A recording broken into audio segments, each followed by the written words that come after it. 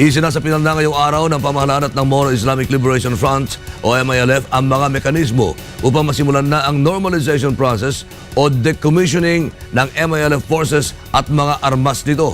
Ito ang balita ni Nel Maribuhok. Nasa ikatlong araw na sa Kuala Lumpur, Malaysia ang Government at Moro Islamic Liberation Front Peace Panels para sa special meeting kaugnay ng pagsasapinal ng mga mekanismo para sa pagsisimula ng normalization process na isa sa mga probisyon sa nilagdaang Bangsamoro Comprehensive Peace Agreement. Isa ito sa mga itinuturing na pinakasensitibong proseso para sa usapang pangkapayapaan ng dalawang panig dahil ito ang proseso na babalik sa buhay sibilyan ang mga miyembro ng MILF tungo na rin sa pagtatatag ng Bangsamoro government.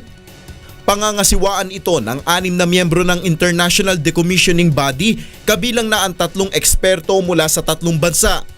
Kabilang sa magiging trabaho ng IDB ang pagsasagawa ng inventory, verification at validation ng Bangsamoro Islamic Armed Forces o BIF members.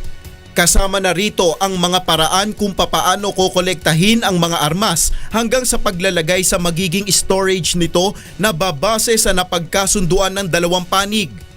Tutulong rin sa proseso ang Joint Normalization Committee na may 6 na kinatawan at ang Transitional Justice and Reconciliation Commission. Ang TJRC ay isang technical working group na binubuo ng isang chairperson na isang international expert at isang representante mula sa pamahalaang Pilipinas at grupo ng MILF na siyang mag-aaral sa mga mekanismo upang masolusyonan ang mga usapin sa historical injustices at human rights violations.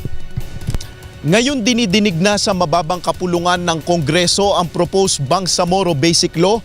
Inaasahan naman na bago matapos ang taon ay magkakaroon na ng symbolic turnover ng mga armas ng grupo ng MILF sa pamahalaan.